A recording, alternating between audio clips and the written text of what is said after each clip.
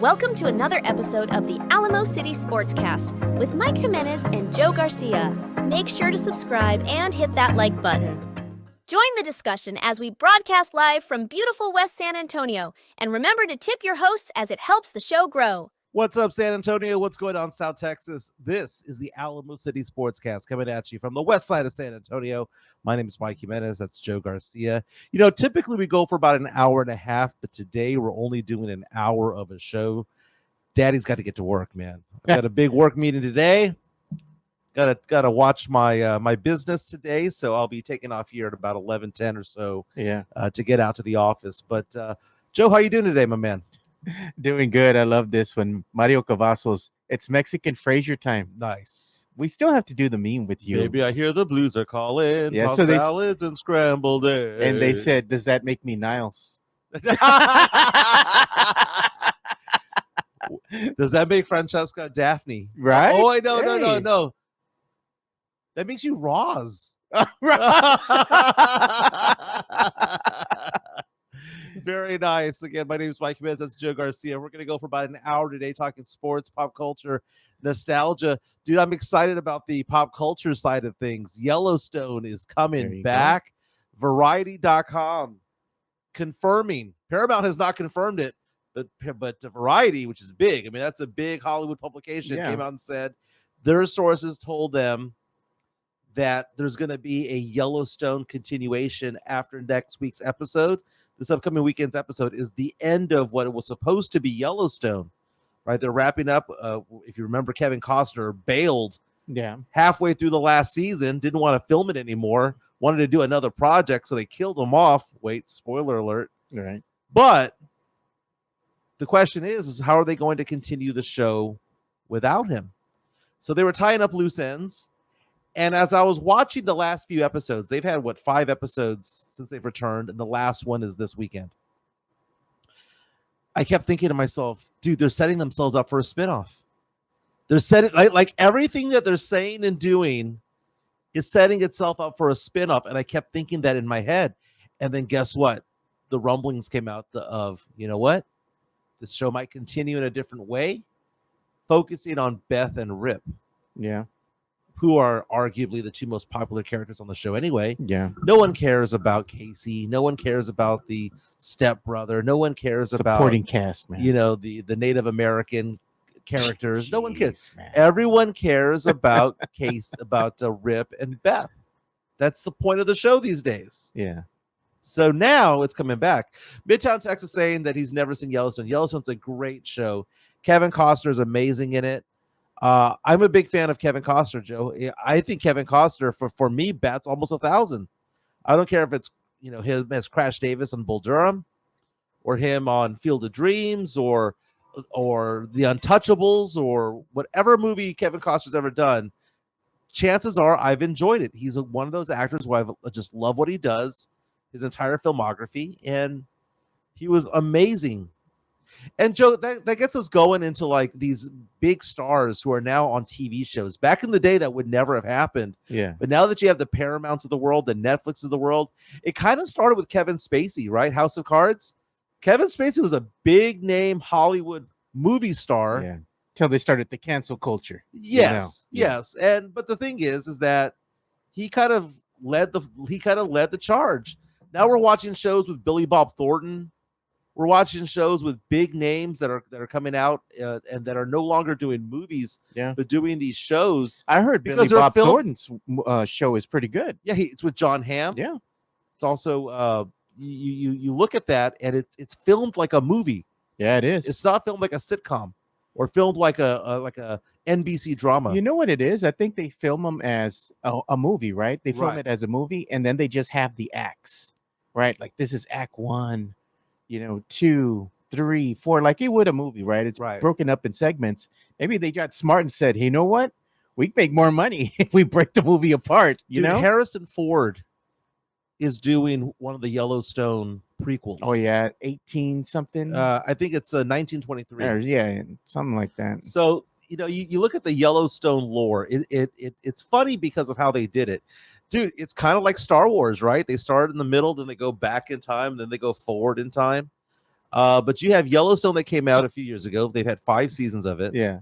Somewhere in the middle, they're like, you know what? The Dutton family is so huge. They own all this property in Yellowstone, right? Let's go back in time to how it started. That's when they came out with what was called 1887 or something like that. And they did that show, which was amazing. It was just one season. It was 1883 is what the show was called. Yeah. And then they came out with 1923.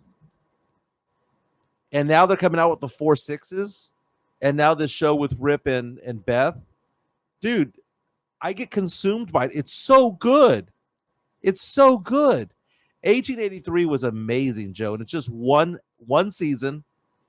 And it's funny because if you look at Star Wars, do you watch Star Wars? Like if someone's new to Star Wars, like they've never seen it, would you encourage them to watch episode 4, 5, and 6 first and then go back in time? No, man. Or would you have them go at chronological? No, I would just have them start with the New Hope. I think that's the best introduction to the whole thing. Because you start with the prequel stuff and all that, they probably get lost, man. Yeah. I mean, first introduction to Star Wars, you're going to go see Jar Jar? Nah, man, I'm good, dude. I mean, Harrison Ford, Helen Mirren starred in 1923. A lot of that filmed in San Antonio, if I'm not mistaken. That's what they've been doing downtown. Yeah. You take a look at the new show with Rip and Beth. They're setting the stage. My prediction is that it's going to be filmed or it's going to be set in Texas, and it's going to be them moving to Amarillo, Texas. At least it's not what your 2 most hated cities that you hate in Texas are Laredo, El Paso. You hate those cities. You don't like them. What did you call it? Well, I mean, Laredo is just the goodwill of Texas. Oh my God, bro. El Paso is, I mean, El Paso's all right. I don't mind El Paso. You know what? They were talking about Kevin Costner's Waterworld here in the chat, dude. Yeah. And somebody Never saw it. I know it was a big flop. Oh, it's horrible, dude. Somebody put Waterworld was Kevin Costner's greatest achievement. It was Sam Salinas. You know what stupid movies I like watching, if they're on, if this happened to be on and I'm watching TV, which I don't really watch a lot of TV because I'm watching sports most of the time. But if I'm flipping through channels and I see this movie on, I always watch it. It's corny as hell and it's stupid. Quigley Down Under, dude. Never heard of it. It's with Tom Selleck, dude. It's like one of those. It's like a B movie, almost a B Western. It's corny as hell, but I like watching it, dude. That one and the other one that I like watching, but I don't know if it ever comes out on TV because I have the DVD of it, but I watch it occasionally. It's another one it's on the list that's kind of bad, but I like it because it's kind of good. Hidalgo. Really? Yeah, and Hidalgo's about long distance racing, right? Horse racing back in the day, right?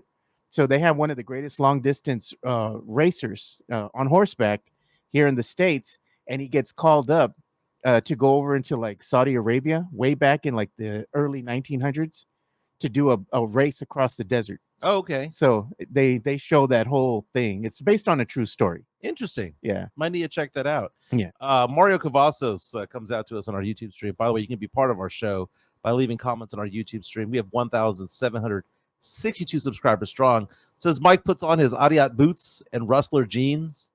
Tells his girlfriend to call him El Rip. By the way, I have the Ariat jeans now, dude. So not only the boots, got the jeans to match. Rip is an interesting character named the actor's Cole Hauser.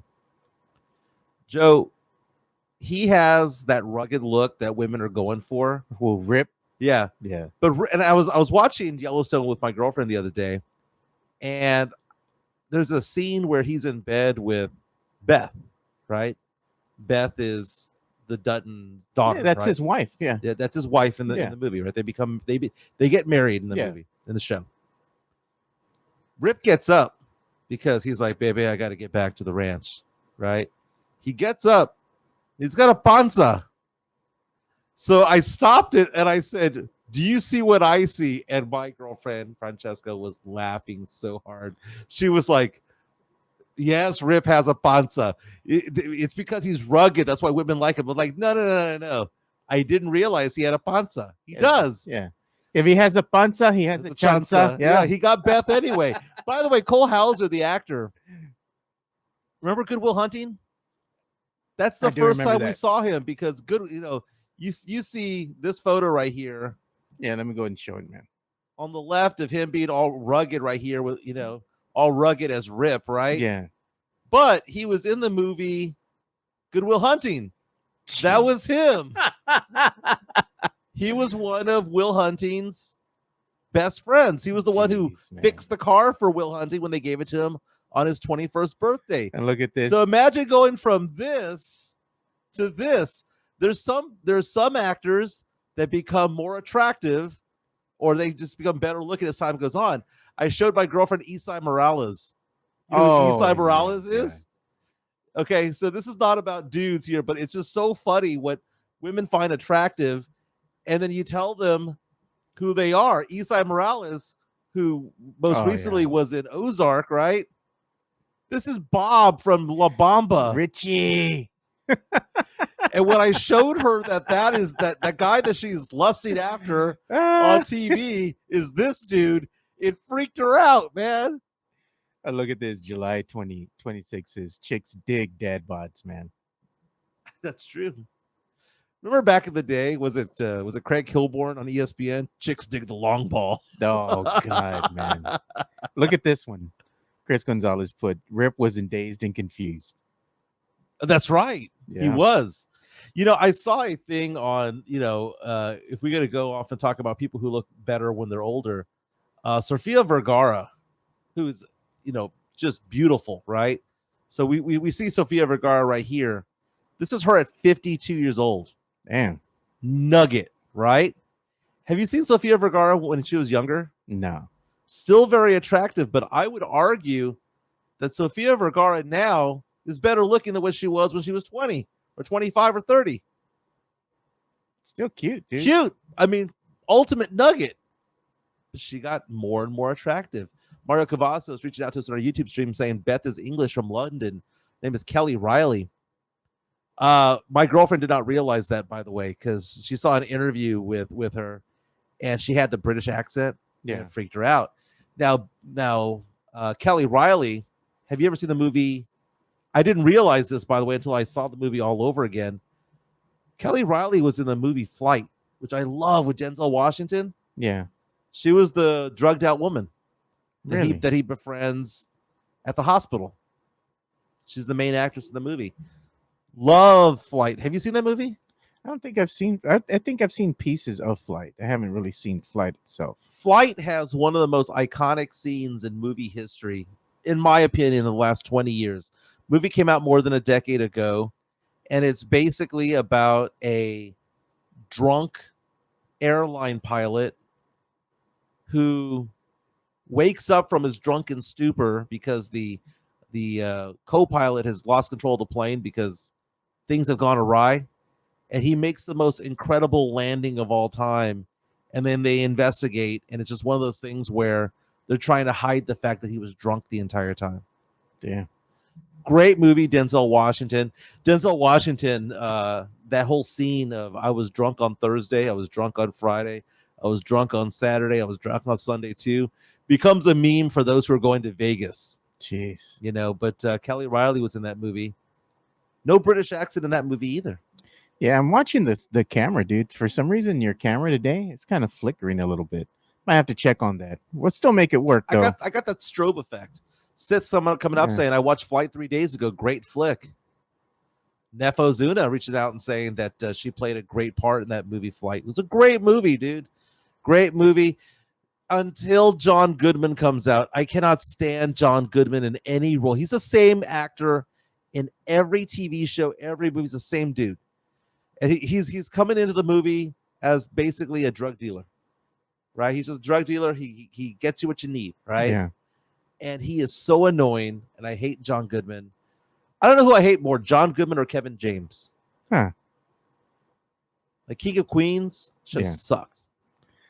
Leah Remini was hot, but the show sucked. Yeah, the show sucked, though. I don't like it. All right, so we're going to talk sports at any time, because here's the thing, Joe. We have some topics to talk about. We're going to talk about Stephon Castle because he's still ranked number 2 on the rookie ladder, NBA.com.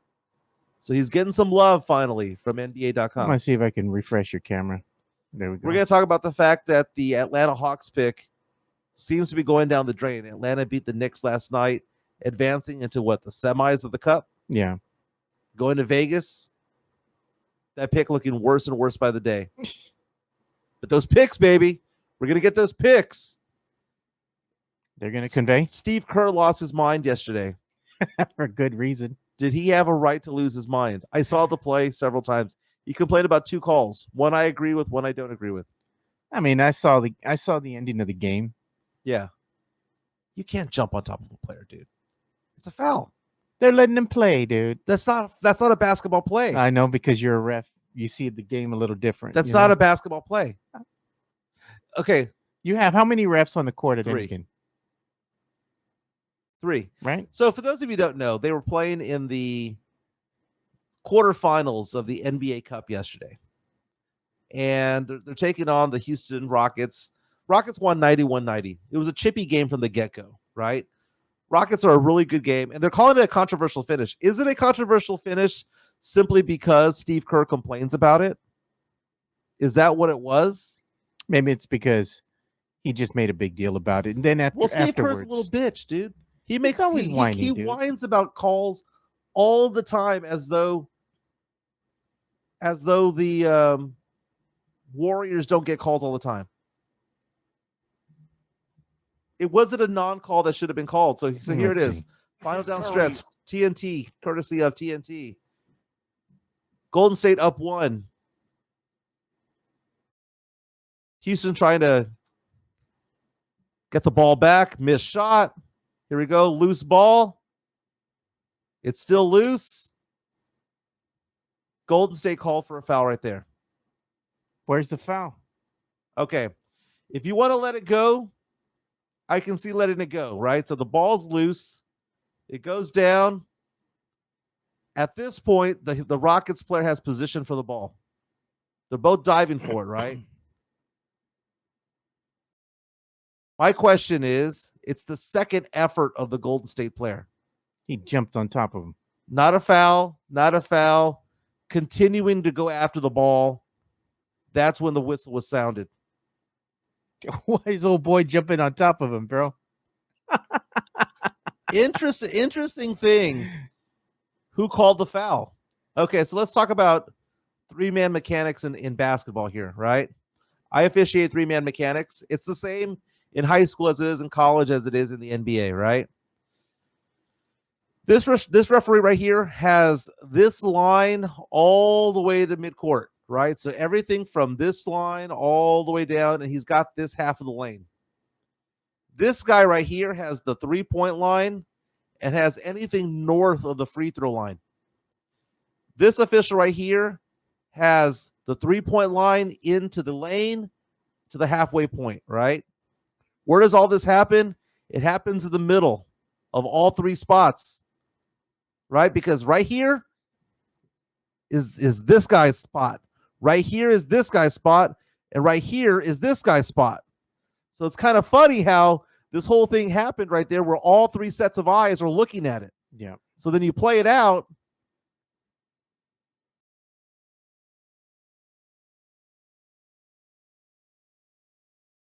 Wow. Okay.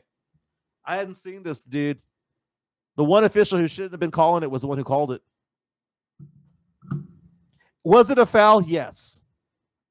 I guess maybe the main complaint is that the person who shouldn't be calling it called it. Because that official right there, that is not his territory. That's not even his secondary territory.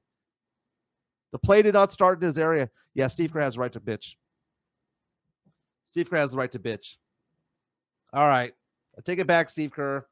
Hadn't analyzed it like that. Steve Kerr has the right to bitch. Man, we saw the flip-flop live. Well, it's a foul.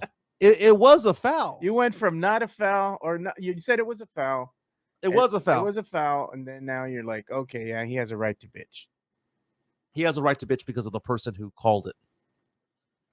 In basketball officiating, you have a primary area, a secondary area, and the third area is you do not call.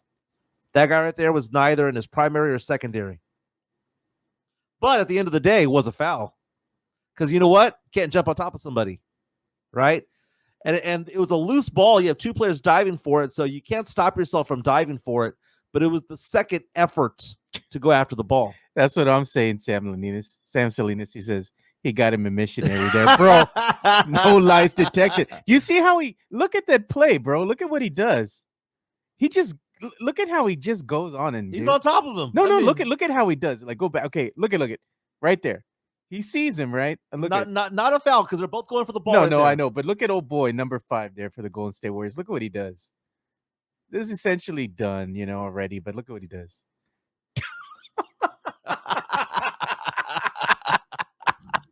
Why, dude? What are you doing? And look at that's so funny. That's so funny. So, the MVP of this play is Dylan Brooks, and I hate Dylan Brooks. Dylan Brooks calling timeout already when he sees his teammate has the ball. And then Dylan Brooks is the one who bitches at the lead official over here underneath the basket to say, call something. And the official did call it. Now, it's not to say that official has no right to call it, right?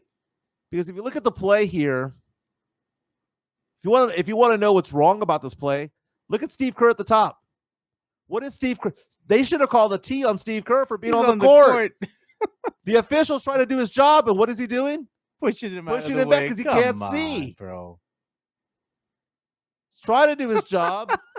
So now, you know what? Screw it. Screw the Warriors. Oh, God. Can I flip-flop it back to where I was? No, dude. This is like Pledger would be laughing right now, dude. Who's that? Pledger. Would be He'd be like, this is gold. We seeing the flip-flop live right now, man. Okay. One more time. Now here's the thing. Okay, the ball did hit the rim. Okay. So no foul.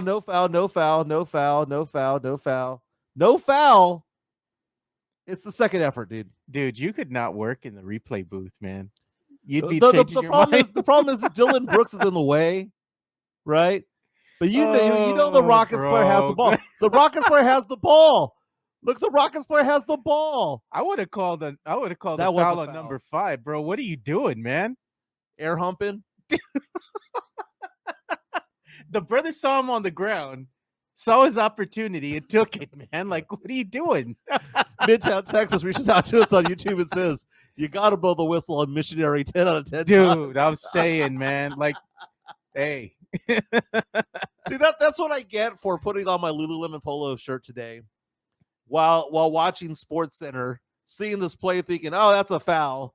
And then we come back and we treat this like the JFK Zapruder film and we review it. It was a foul, Joe. It was a foul. My problem with the foul, Joe, is not that it was called. It was this dude calling it. Oh, look not at his area. Look at what Seth is saying. When the game's running late, you want cuddles. Wow. Rockets go on. Hey, home cooking, right? I mean, it was a home game. The win's a win, right? A win is a win. Over at Toyota Center over in Houston. So good luck to the Rockets, man. Hey, a lot of people here claim that the Toyota Center is your second home. You're a low-key Rockets fan, remember? I've only been to one Rockets game in my entire life, and it wasn't a Rockets game. It was a Spurs game because I sat in the Spurs section 101. Is Chica a Rockets fan? Yeah. She is, right? She says, this is when we first met, she says that she's both a Spurs and Rockets fan. No. But her kids are Spurs fans. She's a Rockets fan. You can't do that, man. Her kids, if given the choice, would probably cheer for the Spurs. Yeah. Because again, they grew up in Austin. Okay, they grew up in Buda. So the move to the Houston area was recent. Okay. Well, it was when they were in high school. So they grew up Spurs fans. But they also have an affinity for the Rockets. I guess they've had exposure to both. Right, that's why San Antonio's going to Austin, right, to go get that. Man, we got Jeff still joining us here from yesterday. Let me get him off. Get him off. Yeah, we have people reach out to us saying to never get rid of the intro song. So, but you know what? He hates it so much, and I told Jeff it's part of the show now. Everybody loves this song, dude. Yeah, right. I mean, we're never gonna get rid of it. It fits him. It's perfect, dude. Here comes the money. money. Dollar. NBA.com released its NBA rookie ladder. Yeah, there. saying showing that the that, yeah. top three continue to produce, and basically they're saying that the top three rookies right now are Jared McCain of the Philadelphia 76ers and Stephon Castle of the Spurs at number 2, and at number 3, Jalen Wells of the Memphis Grizzlies. Here's the thing, Joe. I posted a graphic the other day showing that about 3 weeks ago, Stephon Castle was averaging 10.8 points per game. It's increased to 12.1. At the same time, Jared McCain was averaging 16.4, and it's dropped to 15.8. So right there, you had a disparity of like 5.5 points, and now it's down to 3.5 points. He's closing in. And do you know why? Because Jared McCain was getting a lot of minutes for a team that had a lot of injuries. Those players are coming back from injury. When Embiid comes back from injury, they're not playing the same position, but there's only so many minutes of play on the court. McCain's minutes have gone down. Yeah. And so it's possible that, with Joel Embiid and Paul George and Kyle Lowry all coming back healthy, that Jared McCain's going to be relegated to the bench. Yeah, but that 76ers team is garbage, dude. Mm-hmm. It doesn't even matter if they have a full squad or not. Well, this ain't it, man. Look at this team. Joel Embiid, Paul George, Kyle Lowry, Tyrese Maxey. Tell me where this guy fits in. When they all come back healthy, that's going to be Stephon Castle's opportunity to kind of shine, come back. McCain's stats are going to come back down to earth. Castle's hopefully get a little bit better. Tavarius says it right, man. Says if Castle stays in the starting lineup. Because it's all about being a starter, right? That's basically it. But if you look at it, Joe, look at where all the players were drafted right now. Number 1 player, according to NBA Rookie Ladder, Jared McCain, was drafted number 16 overall out of Duke. Number 16, Joe. Stephon Castle, number 4. The third best rookie so far, Jalen Wells, number 39. The Pelicans have Missy at number 4. He was drafted at 21. And then you have Zachary Richarche, who was drafted number 1 overall. Dalton Connect, number 17 overall. So look at that. Out of the top 6 rookies ranked right now by NBA.com, only 2 were in the top 10. Yeah. Interesting. Even number 8 and 9 were numbers 14 and 31. So whenever it's a bad draft, Joe, it's a crapshoot. It really is a crapshoot. You know who's not out there? Reed Shepherd of the Rockets. They don't even play him. Not at all. Look at that, Castle. Elias says Castle needs to start TikToking. Oh, like Jared McCain does? Yeah. That's funny. Now, McCain's TikToks are actually pretty entertaining. Sam Selena says the 76ers, if they didn't create it, at least the trust the process a thing. Look at where they are. I don't ever want to trust the process for the Spurs. It's a death sentence. You know what that does? When you trust the process, you're in purgatory, man. Well, the culture becomes losing. Yeah, you're just not going to. And that's what was happening with the Spurs. They were getting used to losing, losing games and having bad records. And finally, they get the number 1 pick and Wemby because they were tanking hard. Let's just face facts, right? They were tanking hard for Wemby. They got Wemby. No. There's going to be the Spernandezes of the world. Nah, they were tanking. There's going to be the Spernandezes. And What's the other time the Spurs tanked twice, right? When was the first time? Tim Duncan. Second time, Wemby. They're not going to say it. Matt Lerma is going to be like, no, they didn't tank. That's not the Spurs way. Remember that meme? I don't often tank, but when I do. it's for a generational player. Dark Aeon saying these future Hawks picks are going to suck the way they're playing. The Atlanta Hawks advanced to the semis. They beat the Knicks yesterday. Little celebratory moment for Trae Young there at MSG. The Madison Square Garden at the Knicks logo, pretending like he's playing dice. That pick is getting worse and worse by the day because that Atlanta team is not that bad. Spurs fans wanted that Atlanta team to be bad. They hoped they were going to be bad. But that's the thing. You're just hoping that the team is going to be bad, and they're not. Yeah, Spurs fans were all like, man, these picks that we're going to get for DeJounte Murray are going to be like top 5, top 10 picks. No. And look, you don't know. Yeah. And that's why when we say that pick that we're going to get from Minnesota in 2031 is going to be any good, and we have all these swaps, so what? it doesn't mean that it's gonna be don't positive. Mean nothing, dude. The swap might not happen. Look at that pick that we got from Charlotte. Top 14 protected. Guess what? It didn't convey 2 years ago. It didn't convey this year, last year, or this year. Yeah. So what does that mean? It ain't worth nothing. You see, the thing is that the Spurs right now with Brian Wright hanging all of these damn picks right now. Yeah. F the picks, trade the picks, go get, bundle it with somebody. Put in Collins, man. If the numbers have to work, put in Keldon. No one wants Collins. I know, no man. one wants Nobody Keldon. wants him. No, but you know what? The only player that we have that's tradable is Chris Paul. And here's the thing: that Charlotte pick, by the way, guess what happens if it doesn't convey this year, which it won't? Turns into second rounders. So that first round draft pick that we got, that we all celebrated, I said this on radio 4 years ago, ain't ever gonna convey. Yeah. And you know what? Didn't convey. That is Jimenez. You don't know what you're talking about. You don't know ball. You don't know whatever. Right, I'm still here, Sohan. And I'm over here going. Oh, God. It ain't ever going to convey. Why would it convey? If you're in a rebuild, why would it ever happen? It was so heavily protected. And then it morphs into second round picks. And for 1 or 2 years, people called me an idiot. But who was right, Joe? Who was right? Who was right about tanking? Who was the one who was getting crucified about this, getting lambasted and brutalized for all this? It was me and Pledger. And then the Spurs get the 14% chance and they get Wemby. Do people come and apologize for that? No. Speaking of which, where is he, man? I haven't seen him in the chat today. Yeah. Hey, let's give some love to Jeff Garcia from Locked On Spurs and Ken's 5 real fast. Let's talk some more Spurs. Sure. Locked On Spurs is your daily Spurs podcast, hosted by Jeff Garcia, the lead Spurs writer for Ken's 5 San Antonio. Jeff has a healthy plethora of guests all the time on the Locked On Spurs podcast. You can also follow Jeff on Threads at Jeff G Ken's 5 SA. You can also follow Jeff on Twitter at Jeff G Spurs Zone.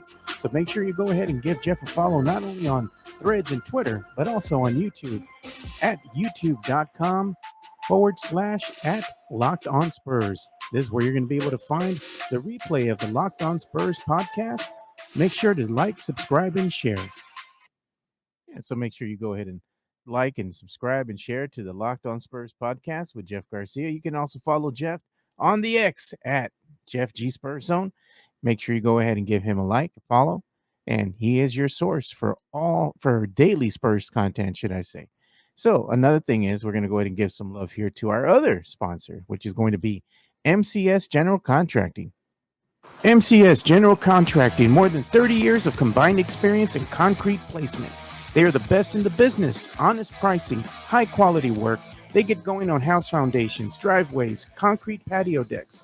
If you want to extend the deck, extend the driveway. If you're a business and you need to put together a slab, a parking lot, or other concrete placement services or sidewalks, reach out to MCS General Contracting at 210-774-9155. They're confident in their skills, so give Chris Leha over at MCS General Contracting a call at 210-774-9155. And thank you for being a sponsor of this show. That's right, that diamond hard concrete. We were talking about the Spurs draft picks right now. That Charlotte pick not going to convey. That Chicago pick is top 10 protected, and right now Chicago has the 8th worst record in the NBA. If the season was to end right now, Spurs would have 2 first-round draft picks, more than likely number 12, which is our own pick, and then Atlanta's pick has fallen all the way to number 16 because they've won 7 out of 10 games, and they're 1 game away from this falling into the top 20, dude, to like 18, 19, 20 area, Joe. I don't know, man. Someone needs to take a lead pipe to Trae Young's legs or something. I got a new catchphrase for Pledger. What's there that? It is, Team Idiot. Look at, I'm still mad that MT didn't call the election right.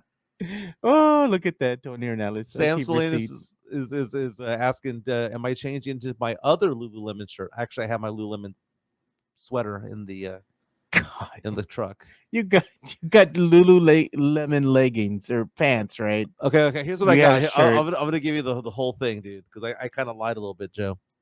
God, I've got one polo, which is this one. Okay.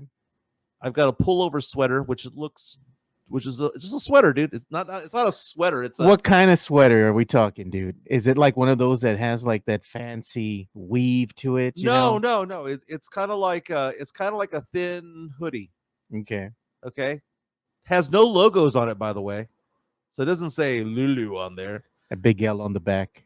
I've got 2 pairs of shorts. They're running shorts. And then I've got 2 pants, like sweats. Half of them were gifts, half of them were bought by me. The chica trying to take care of you when she's going to. And when I bought them, by the way, they were all on clearance. So there you go. Bought them in Miami when I was down there with my girl. Lululemon sounds like a health smoothie. That's what Tony Ornelas is saying. No one wants our players, is what they're saying too in the chat. No one does.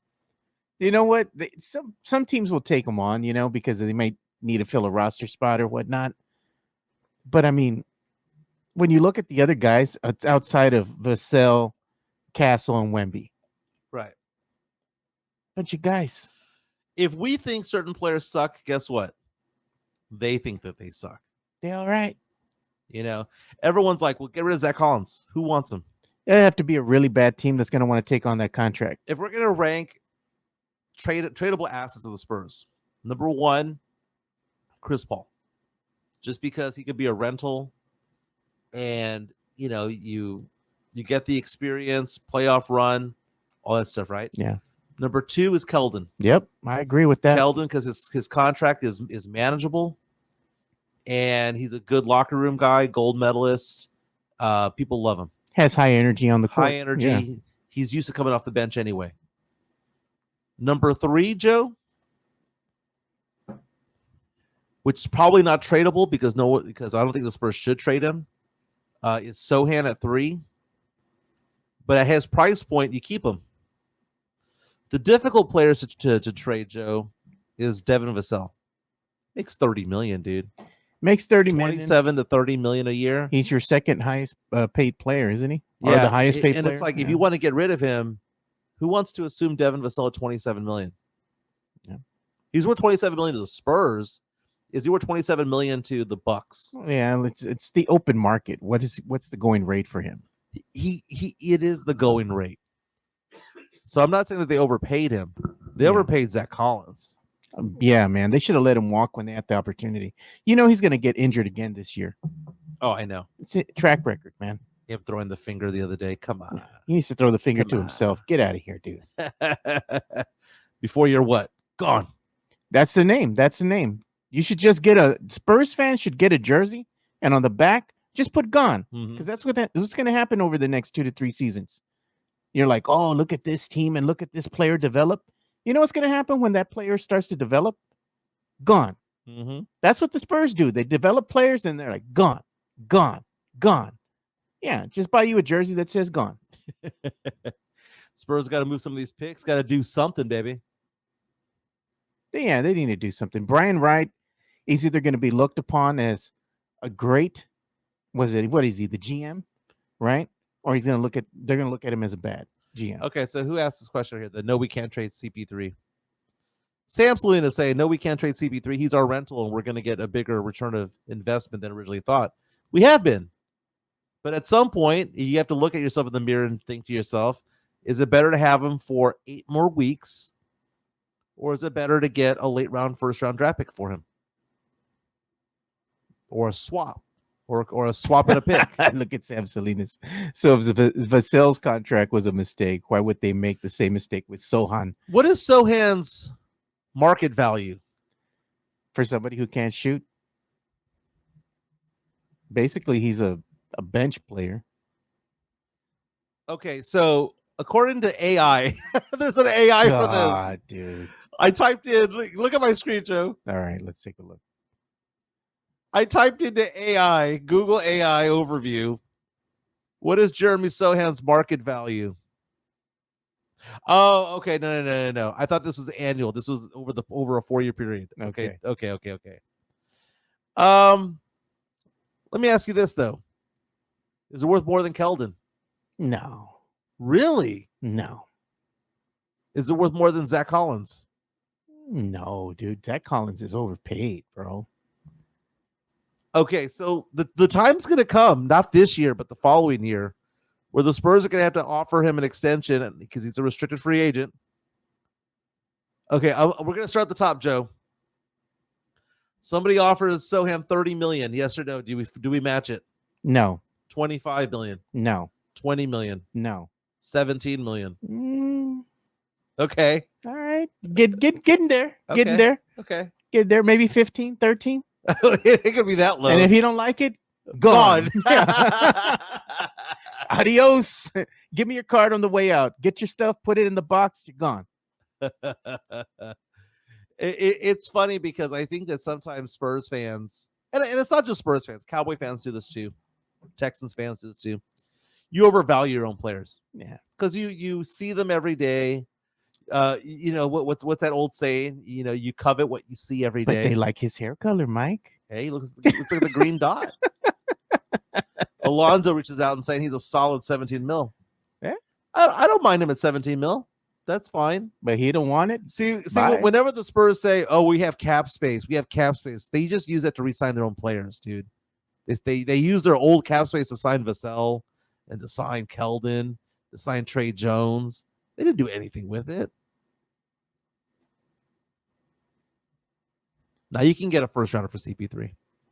Yeah. From think so. Dark Aeon's asking how much per year would Rodman get in today's NBA market. Rodman wouldn't even be playing because Rodman averaged 7 points per game for his career. And in the year 2024, Dennis Rodman is irrelevant. Yeah, man. Basically, if you can't shoot threes, you're kind of a liability, man. That's the world we live in now. So, Hank, what's his 3-point shooting percentage? 21% this year, 28% last year. How much is that worth? Nothing. Can he shoot a 15, 20-foot jump shot? No mid-range game. Can he hit his free throws? No hook. Free throws, he's all right. 50-50. No, he's like 70%. Really? He looks like he misses more than he makes. It's ugly. I will give him props when it comes to free throw shooting percentage because it was bad. This year he's at 68.4. So I knew he was right around 70. You know what's going to be the irony? He's not a good free throw shooter, but he's not a bad one. Watch Sohan, right? The Spurs don't extend him. All right, we're going to let him walk, right? They let him walk. He goes on another team, gets surrounded by better talent. Yeah. And then all of a sudden, wow, look at how good he was. The Spurs made a mistake. He was never going to be that type of player in this system. And he's the kind of player that needs to have excellent players around him so that it covers up what he doesn't do well. Derek White, case in point. Derek White. That's a great point. Right? Derek White is a superstar over there. I'm not a superstar. But he's great coming off the bench, man. Well, even when he starts over there in Boston, because he has Tatum, he has Jaylen Brown, Horford, and all those guys around him. You put him on this Spurs team, he's just all right. Yeah. There's certain players that play well because they're the ultimate role player. Jeremy Sohan is very good for his role. The problem is that the role that he plays is a luxury role. It's not a role of like helping Wemby get better. It's not a role of like he's the cherry on top. The problem is that we don't have we don't have the rest of the Sunday.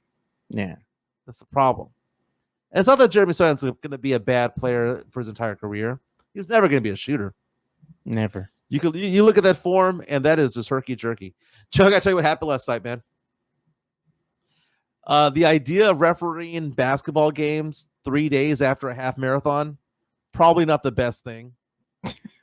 I was feeling better, but that was like walking around better. Yeah. I hadn't put some energy into it for a jog or a run.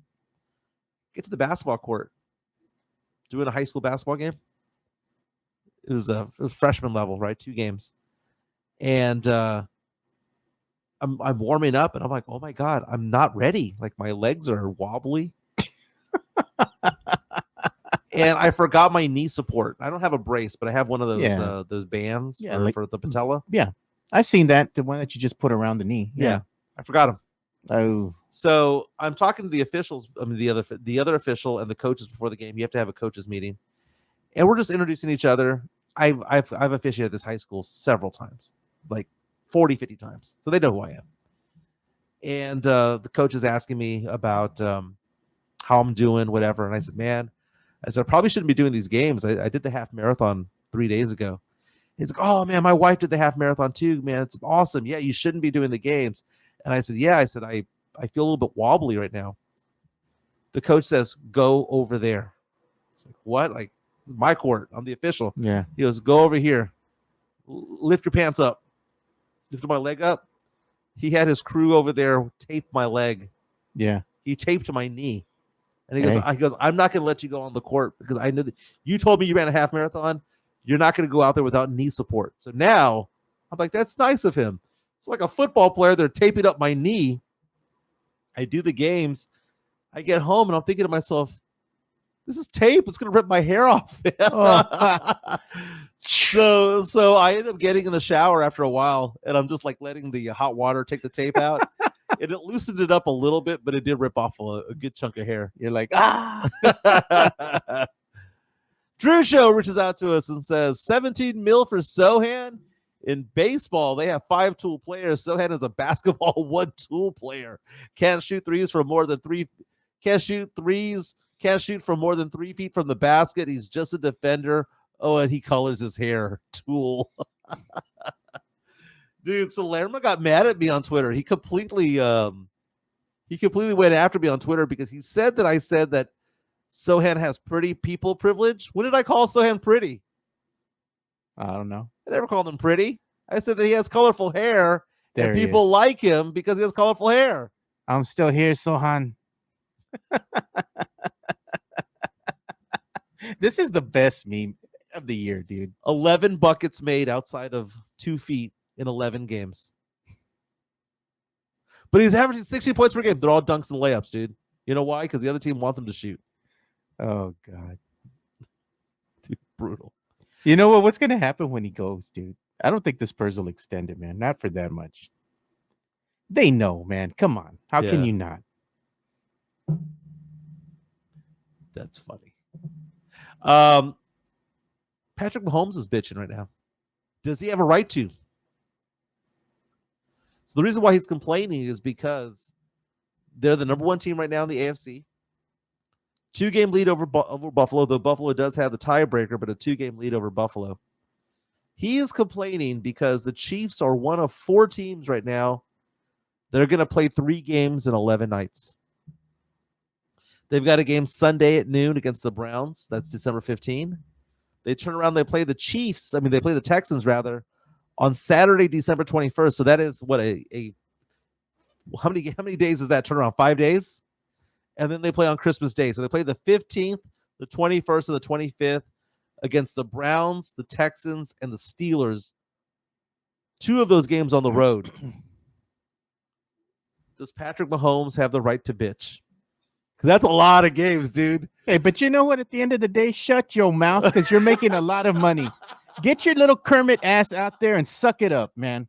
Dude, you normally play 2 games in 14 days. They're playing 3 and 11. He has every right to bitch. Dude. No, he doesn't. We're making that much money. Can you imagine him getting mad? Just imagine Kermit's voice getting mad. I can't believe they're gonna make me play this many fucking games. Oh, shut up. Shut up. Oh my goodness. So I saw a review earlier today where it was asking NFL players and executives to name the MVP, name this and the other. They posed the question, who's the most overrated player in the NFL this year? And would you believe that Patrick Mahomes was listed as the most overrated player? Overrated? I don't know. I mean, he is. Has he come down? Like he has. Is this apex like he's still in his prime, right? Yeah. But is he going down in talent? He might be going down a little bit, but not as hungry, maybe? No, I think it has more to do with the talent that's around him now because they've lost some players and now they're not. The team is looking beatable, right? But they're still winning. Kelsey is not. He's not. He's washed, bro. Mm-hmm. This should be his last season. You know what? He ain't the same person, dude. You know why? He's got Taylor Swift as a girlfriend. Well, I mean, he's 35. I mean, he's washed, dude. Let me look up his stats, dude. He's all right. I mean, he's still above average. I mean, Would you call him Gronk-esque at this stage in his career? Well, he's one of the 5 best tight ends of all Right. time. Yeah, no doubt. But right now, I mean, you saw what Gronk did at the end of his career too. Over there going with Tampa Bay with Brady, Gronk wasn't the same Gronk, dude. Here's his stats. So he had 2 really good games in October and November. So October 27 against the Raiders, he had 10 receptions for 90 yards. He had 14 receptions for 100 against the Bucks. But since then, the last 5 games, here's his yardage: 64, 8, 62, 68, 45. That's basically an average of 55 or 60 the last 5 or 6 games. For the year, is he going to get to 1,000? No. Look at this, Mike. He is. He's not washed. He's good. He's all right. He's pretty good. he's still top half. Yeah. He's not washed because he's going to end the year with about 800 yards. He's all right. Well, let's say he gets 240. He's going to end the year with about 930, 950. Look at Midtown, Texas. Right. He's putting in here. Taylor Swift has plywood ass flat. Nalgas de tabla. She's got a pretty face, though. Nalga de tabla. She got a pretty face, though. What did you say? You take her into the room. She's like the best looking girl. Oh, no, that's my friend Anthony. Not Anthony Pittman. A good friend Anthony Swartz back in the day, years ago, would say, you all may knock Taylor Swift and call her ugly, but if you had her on your arm at a party, a Christmas party, everyone will be looking at her. She's a pretty girl, dude. She is. Nalga tabla. Not all girls have ass. I don't know what to say, dude. I don't know what to say. Oh. There was a story that I wanted to show you from TMZ earlier today. See if I can find it. We talked about Yellowstone coming back. I'm excited about that. We got to talk about this also. Etsy is pulling the merch of the dude who killed the United Healthcare CEO. I can't even believe they had merch of this guy. Dude. Like, look at what? That. Christmas ornaments, free Luigi. Mama, I'm in love with a criminal. God, dude. Yeah, tell you, man, women are cochinas. They are, man. No lies detected, bro. They are cochinas. The guy was made of money, dude. I mean, he came from a wealthy family. And you got dimed out by a freaking McDonald's employee, bro. Mm-hmm. Oh wait. Who's? I want to read that one up there. Jesse A. saying Taylor is a nugget, pretty face, legs, $1 billion. Y'all don't know. Oh my God! Look at this one. Yeah, don't go there, Sam. Say that she's no better looking than Caitlin Clark. I'm sorry. Taylor Swift's a pretty girl, dude. She's a pretty girl. I mean, I don't think that she's like gorgeous. She's a pretty girl.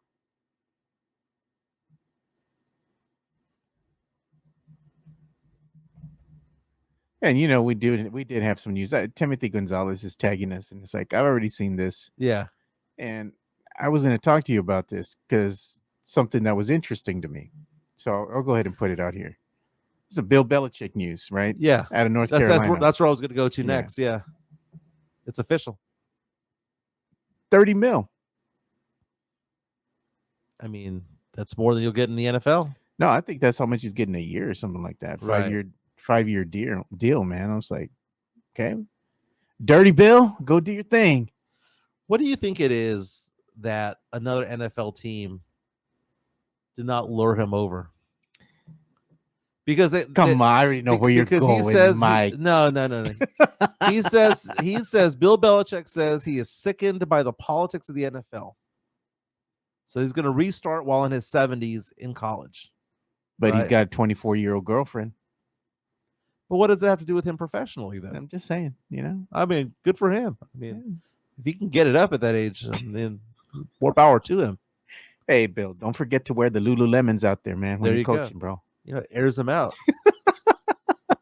But Belichick, the parallels between Pop and Belichick are there, man, because Belichick got 6 rings, Pop got 5. The coaching tree, you know, you have all of those coaches that went through Belichick's system. You have the GOATs and Tom Brady and Tim Duncan. The parallels are there. I'm not going to go into Pop when it comes to this, but why is it that the Cowboys wouldn't go after him? Because Jerry can't control him. Is it because Belichick wants too much control? I think so. And Jerry's not willing to relinquish the control. I think Do you think why wouldn't the Indianapolis Colts do it? Nah. Why wouldn't the Tampa Bay Buccaneers do it? Why wouldn't the Atlanta Falcons do it? Why would they not want to have arguably the greatest coach of all time? What did you say? Has to do a lot with age, right? Like if you go ahead and you spend money on him and you go all in, right, with this team, Right. Your window of winning would be very small. You'd probably have, think about it, Bill, at this age that he's in right now, 2-3 years. Right. You know, the window would be very tiny for you to actually produce. And if you don't produce and go to the Super Bowl within that 2 to 3 year time frame, you sold your future for nothing. Signed a 5-year deal at the age of 72. 5-year deal. So that means he's going to be coaching until how old, Mike? 77. Which is 2 years older than what Pop is now. Damn. I mean, at 70 years old, what should you be doing? You should be retired. Enjoying the life at the beach, traveling, having fun. The thing about this is I spend a lot of time in North Carolina because my work is headquartered in North Carolina. Yeah. So I go there every year, twice a year. UNC is huge. And for all, I know Tim Gonzalez is watching right now. The people of North Carolina hate Duke. In order, they love UNC 1. They love NC State 2. They love Wake Forest 3. They love the HBCUs 4. And somewhere down the line, it's Duke. UNC is their version of the University of Texas, right? It's a big thing that he's there. Is he going to be able to recruit? Or does he just hire? Are recruits going to be excited to work with Belichick? Like if you're a recruit right now, let's say that you have no loyalty to anywhere, right? Let's say that you're Steele High School, right? Yeah. And you're being recruited by two different people. Coach Prime from Colorado, Bill Belichick from North Carolina. Where do you want to go?